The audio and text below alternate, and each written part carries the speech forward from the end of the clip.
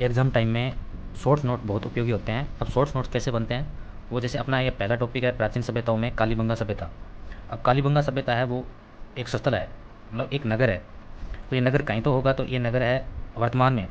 तो इसका जिला है, जिला वो है हनुमानगढ़।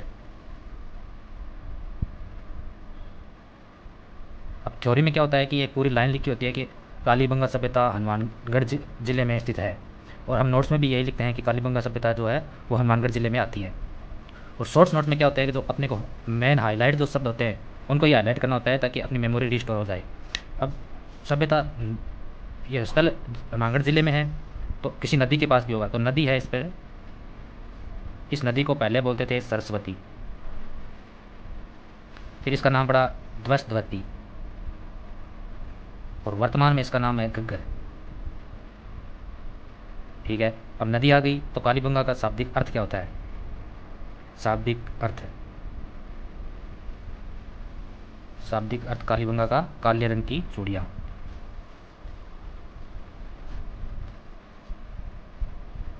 काले रंग की चूड़ियाँ। ये सरस्वती और ध्वस्तवती नदी है। इनको ऋग्वेद में सरस्वती और ध्वस्तवती नदी के बहाव बहाव के क्षेत्र को ब्रह्मवर्त प्रदेश कहते थे। ब्रह्मवर्त प्रदेश,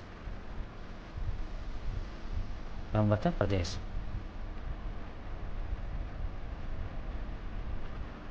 तो अगली लाइन होती है वो है कालीबंगा।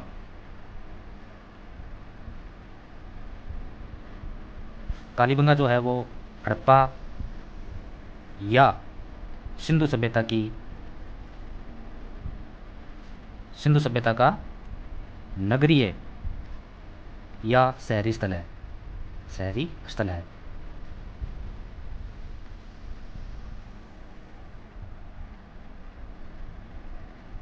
अगला अगला क्वेश्चन, कालीबंगा कालीबंगा जो है वो आद्य ऐतिहासिक काल का कांस्य युगीन या ताम्र पाषाणिक स्थल है। तो ये इतने में ही इतनी लंबी लाइन आ चुकी है। उसके बाद में जो सभ्यता है स्थल है, तो इस स्थल की किसी ने खोज की होगी, तो इसकी खोज करता है, तो अपने को सिर्फ इतना ही लिखना है, खोज करता कौन? अमलानंद घोष। और खोज कब की? तो खोज की 1951 और 52 में। ठीक है। फिर इसका उत्खनन, स्थल सभ्यता का उत्खनन कब हुआ और किसने की? तो उत्खनन हुआ था 1961 से 1969। और उत्खनन विभाग विभाग तो विभाग था भारतीय पुरातात्विक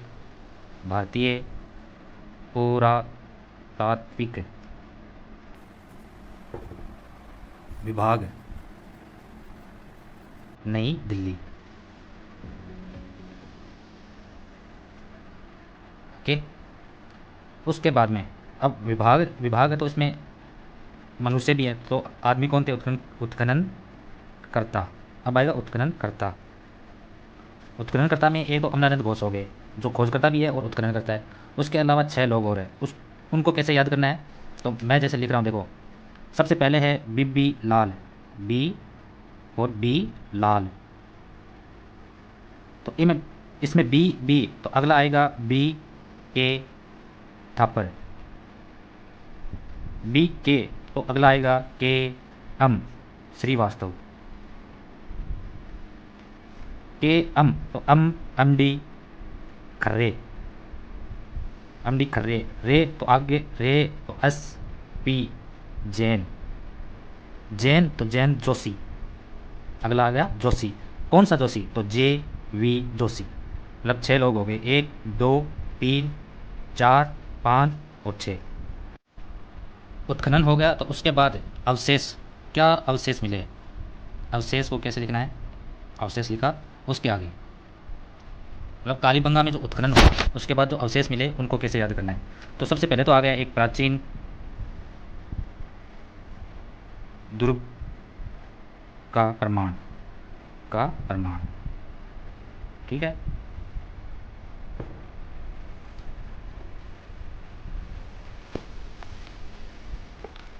फिर इसमें आएगा दोहरे परकोटे, दोहरे परकोटे, परकोटे का प्रमाण, का प्रमाण।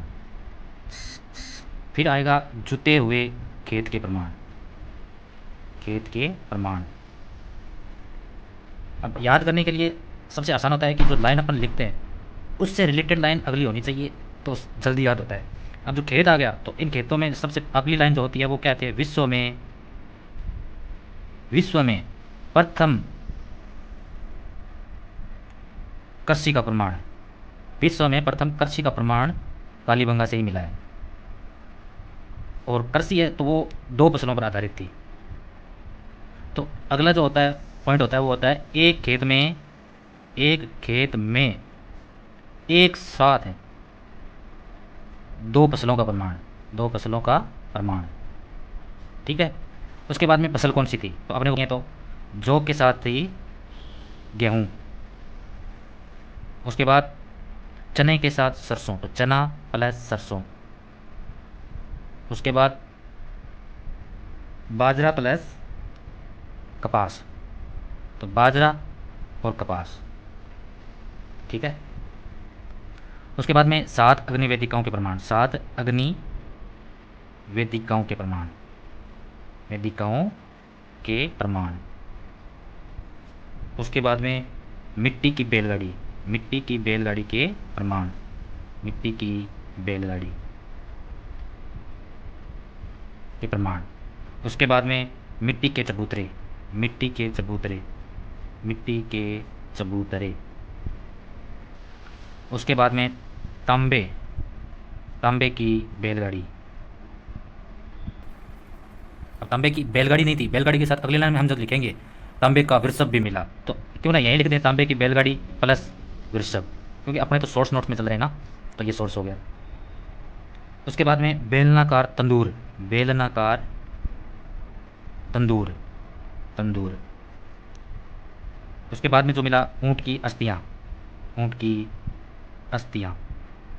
ये कालीबंगा से अवशेष मिले हुए हैं सारे के सारे, ऊँट की अस्थियाँ। उसके बाद में कांस्य का दर्पण, कांस्य का दर्पण, मतलब दर्पण के चारों ओर कांस्य की सजावट की हुई थी। आगे जो होता है वो भवनों में, भवनों में ईंटों का प्रमाण सबसे पहले कालीबंगा से मिला। कच्ची ईंटों, ईंट कौन सी थी, कच्ची, कच्ची ईंटों का प्रमाण। और फर्श, फर्श जो अपने आंगन होता है, आंगन में अलंकृत, फर्श पर अलंकृत ईंटों का प्रमाण, ईंटों का प्रमाण, ठीक है। अब जो फर्श आ गया उसके बाद में छत है, तो छत कैसी थी, छत खेरपाल, छत खेरपाल की थी और लकड़ी की थी, वह लकड़ी, लकड़ी। अब घर है तो घर के बाहर जो गंदा पानी होता है तो गंदे पानी के लिए, गंदे पानी को निकालने के लिए, निकालने के लिए पक्की नालियों के प्रमाण कहाँ से मिले, कालीबंगा से।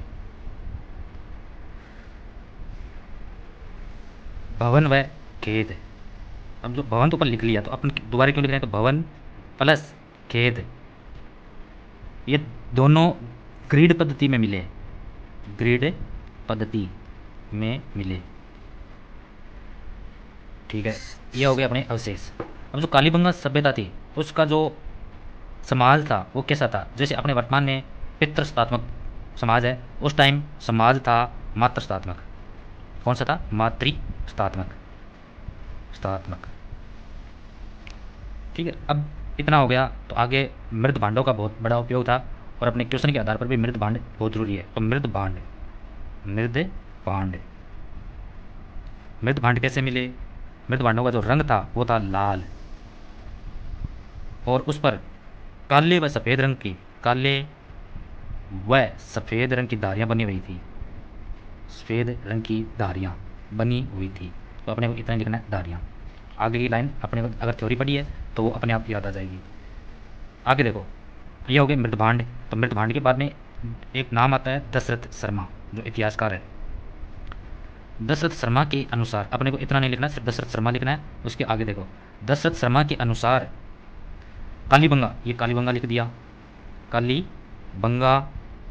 लाइन सुनना, दशरथ शर्मा के अनुसार कालीबंगा हड़प्पा सभ्यता की तीसरी राजधानी थी। तो इस लाइन को अपने कैसे लिखना है, दशरथ शर्मा ने कालीबंगा को हड़प्पा सभ्यता की तीसरी राजधानी बताया, तीसरी राजधानी। तो इससे अपने को पूरी लाइन याद आ जाएगी और मेन जो हाईलाइट है वो रिस्टोर हो जाएगा। तो दशरथ शर्मा ने कालीबंगा को हड़प्पा सभ्यता की तीसरी राजधानी बताया। तो इससे रिलेटेड एक लाइन और भी है, वो भी अपने को यहीं लिख लेनी है। तो उन एक नाम आता है स्टुअर्ट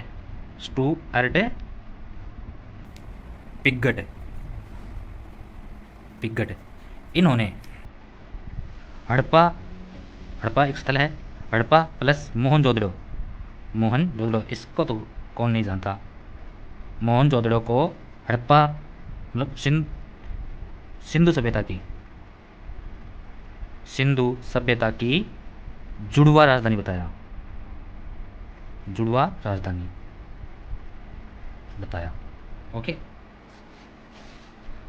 अब जो कालीबंगा से, यह तीसरा पेज है और लगभग कालीबंगा सभ्यता का जो टॉपिक था वो हो चुका है। तो उसके बाद में जो अपने को यहाँ तक लिख लिया, कहाँ तक, जो स्टुअर्ट पिगट थे उन्होंने मोहनजोदड़ो और हड़प्पा सतल को कालीबंगा की जुड़वा राजधानी बताया। उसके बाद में अपने को लिखना है मुहर, मतलब यहाँ पे कौन सी मुहर चलती थी। तो मुहर में लिखना है एक तो मेसोपोटामिया की बेलनाकार मुहर, ठीक है। उसके बाद में एक मिली थी मिट्टी की मुहर, और जो तीसरी थी वो मिली थी व्याघ्र अंकन मुहर। ये 3 मुहर मिली थी। अब यहाँ पे कालीबंगा में अंतिम संस्कार कैसे होता था। अंतिम संस्कार 3 विधि से होता था। पहले अपने को लिखना है अंतिम संस्कार, 3 विधि थी। पहली कौन सी थी, दफनाना। उसके बाद में दाह संस्कार, उसके बाद में आंशिक संस्कार। ये 3 विधि हो गई। जो शव थे उनके जो सिर थे वो उत्तर दिशा में, उत्तर में, और पाँव वो दक्षिण में, ठीक है। अब अगली लाइन क्या है कि कालीबंगा से 37 शवों के प्रमाण मिले। तो यही लिख देना है 37 शवों के प्रमाण मिले, ठीक है। उसके बाद में आ गया पतन, कालीबंगा का पतन। तो पतन 3 बातें याद रखनी है और 3 बातों को 4 लोगों ने कहा है। तो सबसे पहले बिरबल, ये अकबर वाला बिरबल नहीं है, कोई और ही बिरबल है, प्लस गुरुदित्य सिंह। इनके अनुसार कालीबंगा का पतन जलवायु परिवर्तन के कारण हुआ, ठीक है। उसके बाद में जो दूसरा नाम है वो याद रखना है जॉर्ज डेल्स। इनके अनुसार घग्गर नदी के परिवर्तन के कारण है, घग्गर नदी के परिवर्तन के कारण, ठीक है। तीसरा नाम दशरथ शर्मा, पहले दशरथ शर्मा याद किया था, तो आपको यहाँ पर याद करना है गोपीनाथ शर्मा। इनके अनुसार अकाल में लोग अन्यंत्र बस गए। अन्यंत्र का मतलब होता है कहीं और। तो ये अपना जो टॉपिक था वो अब जो थ्योरी में है वो उसमें तो बहुत बड़ा है, और अपन जब नोट्स लिखते हैं उसमें भी ये लगभग 5 या 6 पेज का होता है। और शॉर्ट्स नोट, इसके बाद में शॉर्ट्स नोट्स है तो उसमें ये 2.5 पेज का है। तो कहने का मतलब जो एग्ज़ाम टाइम होता है उस समय अपने को सिर्फ हाईलाइट दिख जाए तो उससे अपना जो मेमोरी होता है वो रिस्टोर हो जाता है, उसी के लिए शॉर्ट नोट बनते हैं। तो ये 6 पेज का टॉपिक 2.5 पेजों में आ गया। ओके।